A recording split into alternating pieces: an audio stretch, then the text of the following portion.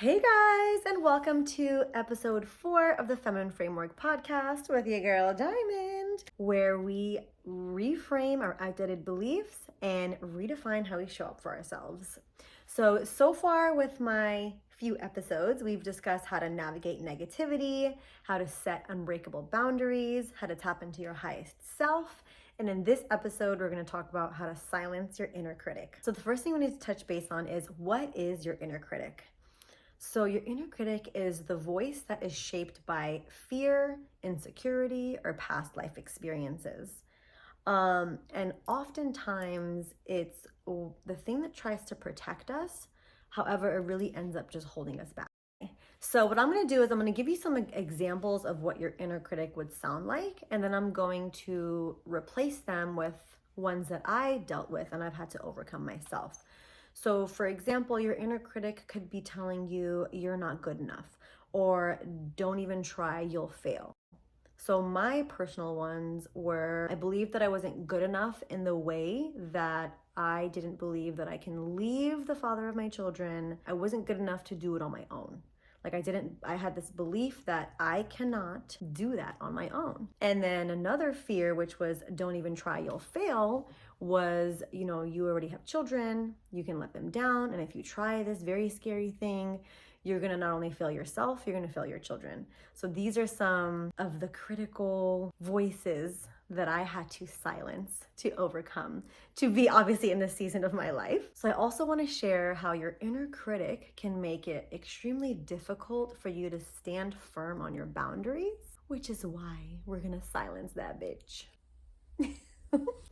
Okay, so now we need to get into the root of the inner critic, right? This judge, the big tyrant in your mind that's always judging you and holding you back and telling you, no, you can't do this or you shouldn't do this, it really stems from childhood, from your caregivers, from teachers. It can be from cultural or societal expectations, right? This perfectionism success standard is also something that creates this inner critic in your mind, or other people's perception of what success should look like that may not be yours is also a critical way of thinking of yourself in your mind as well. Another place that it can stem from is obviously your past failures and your own negative life experiences. We're going to do some self-reflecting. What you want to do is you want to kind of self-reflect and try to recognize when you noticed your inner critic. And then also, like, whose voice does it sound like? Me, for example, I realized that I have this cultural belief that you have to stay with the person you had kids with. That was one. Also, that once you have kids, you don't really matter anymore, and only your children do. So, like, everything about you doesn't matter. You need to prioritize your kids, and whatever your wants and needs and desires are, go out the window. The moment that I realized this voice that isn't mine, I actually remember when it was. I remember it was like the 9th year of my relationship, and it had just gotten worse year after year. And it just got worse and more uncomfortable and progressively unhealthy, just always arguing and never being in alignment. And I was just like, this cannot be it for me. I even remember, like, there was a point that I was like, is there even a God? Because this can't be it for me. And I took a moment and I realized that this perception that, like, my life doesn't matter and I must stay for the kids is not my point of view. This is a cultural perception that's been placed in my mind, and I keep submitting to it, which is why I'm so uncomfortable. So once I hit that 9th year, I was like, there is no way in hell I'm about to let it become 10 years, and then I'm going to do it for another decade. I was like, this is where it stops. And even if I have to rebel against everyone and everything and just do it on my own, I am so uncomfortable where I'm at that I'm willing to do it alone. So that's when I eliminated that cultural belief and I recognized that this is my inner critic speaking and not my authentic self. So now we're going to talk about how your inner critic self-sabotages you, because it does. It's going to show up in ways of self-doubt, indecision, fear of taking risks, or even difficulty advocating for yourself in professional or personal settings. So I'm going to give you guys personal examples of myself and how I struggled with these things that I had to overcome. So for example, a self-doubt that I had was that I cannot do it on my own. Not only was that my limited belief.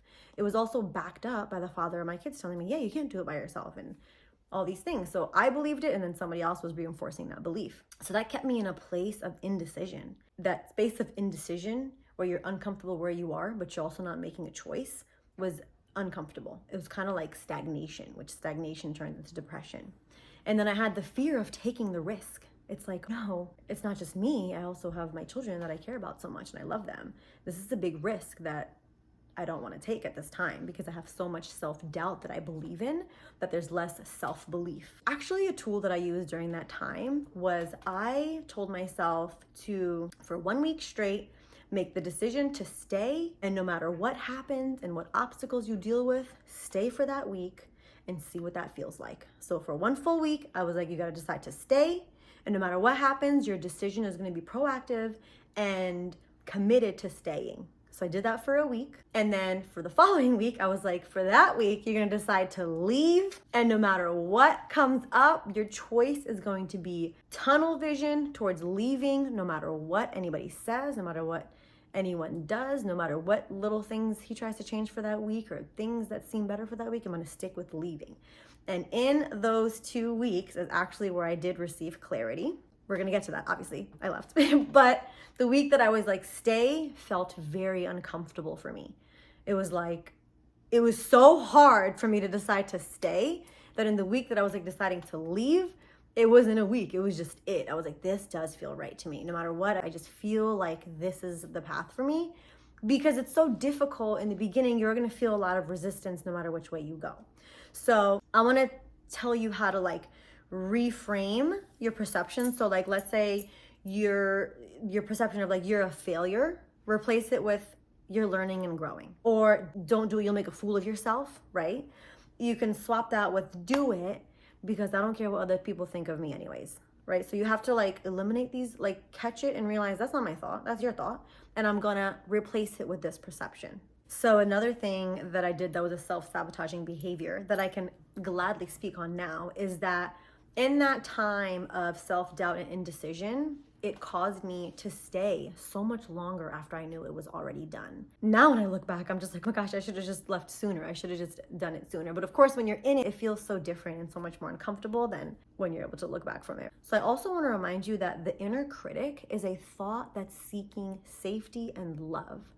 Just to kind of go back to the beginning of time of like humankind, we all have to have our critic because it's always protecting us, because it's a protection mechanism. So back in the day, cavemen and cavewomen times, we had to listen to it because it's like, hey, if there's a lion out there, don't go out there, right? And that's a self-preservation, which is why we've come as far as we've come. However, now in this developed and evolved society and time of our lives, sometimes our inner critic is really just holding us back, actually most of the time, because we have to remind it like, hey, calm down. There's no lion in here. We're good. You know, like you have to remind it, you have to kind of speak to it like an external voice from you, because that is what it is, and that's what we're about to get into. Okay, so now we're going to talk about strategies to tackle this inner critic. So the first thing that we need to do is you need to identify the inner critic voice versus your authentic voice, right? So I think the best way for, if you struggle with realizing like, is this my own point of view or my authentic voice? For me, anything that felt very uncomfortable, the thoughts that are very limiting and restricting to me, go into the critical voice. And anything that feels like, hell yeah, bitch, let's do that, is my authentic self. And even though sometimes you want to do something, but you're like, ooh, it holds you back, throw that bitch in the critical side because she's judging you and doubting you, right? Anything that feels like doubt, restriction, holding you back, critical. Anything that feels fun, inspired action is your authentic self. And then what I want you to do is I want you to replace them with beliefs that feel better for you. So you're now recognizing what the critical thought is, and you're going to replace them with what feels better for you. So a great example for me was the belief that, oh my gosh, you have to stay for the sake of the kids. That's a critical thought. I'm like, I love my kids and I do care about them. And maybe this thought is coming from a place of trying to protect them and keep them safe. However, I don't even want to be in this unhealthy ass environment. So why would I even expect my kids to be in this? I'm a grown ass woman with a fucking developed frontal cortex, and I want my children to grow up in this type of environment? No, I want my kids to know you should, whenever you feel uncomfortable, you should always choose you. If your body and your intuition, as everything is signaling for you to follow that, go with it. And I can't tell my children to always show up for themselves if I can't even show up for myself with action. So what I did was that critical thought of stay for the sake of the kids, I replaced it with, for me, strength is removing my kids from a toxic environment, not staying for the sake of the kids. So I replaced it. And that new thought felt so much better to me. As a matter of fact, it felt so good that it was enough to inspire me and push me to go in that direction. Now that we're identifying our critical voice versus our authentic voice, I also want you to self-reflect for a second, or in this process. You know, this is a difficult thing to do. It's a lot of like self-awareness going off. So make sure that in this process, you're also extending a lot of compassion for yourself. Almost act as how you would treat to support a friend that's going through a hard thing. The way you would show up for them, I want you to show up for yourself in this whole process, because this is a lot of like deep inner work that maybe you've never thought of in this way, or maybe you're like, holy crap, I've been doing this and I haven't even been aware of it. So make sure that you're extending grace and compassion to yourself in the process of separating yourself from this critical voice and your authentic voice. Now I'm going to give you guys some actionable tools to use. And I think the first thing that you should do is you should journal. Journal your critical thoughts and then rewrite them how you would like for them to be. For me, I had to rewrite the perception of, you know, my self-doubt and no, I can't do it on my own. It's like, why do I think I can't do this alone? Right now, I'm pretty independent. I work for myself. I work and handle my kids. This belief that I can't do it for myself is very limiting and it's untrue, which is why it feels uncomfortable for me. So I wrote down the critical thought and I rewrote it how I wanted it to be and in a way that felt better for me, right? Another critical thought that I had was staying for the sake of the kids. I had to write that and it's like, no, you know what? This actually isn't even my point of view. This is a perception that's been placed in my mind culturally that I never agreed with.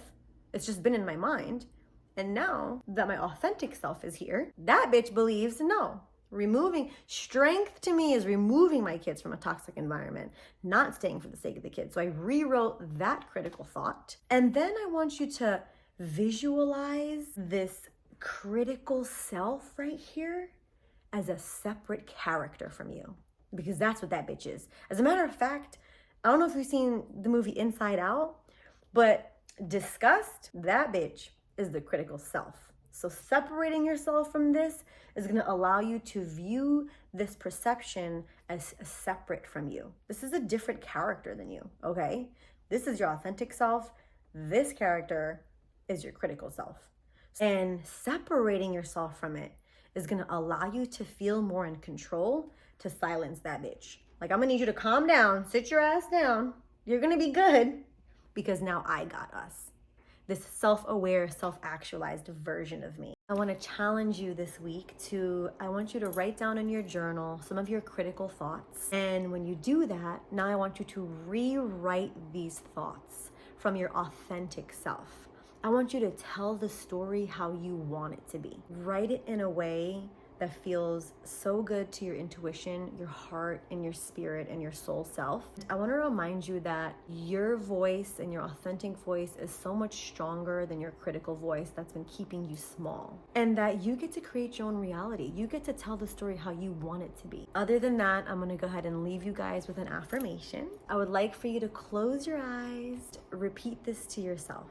I want you to say that I release the power of doubt and embrace the truth of my worth. My voice is stronger than my inner critic, and I choose to move forward with confidence and self-belief. Also, make sure that you guys send any questions or topics you want to discuss to feminineframework@gmail.com. I'm so excited to receive my first question for us to discuss.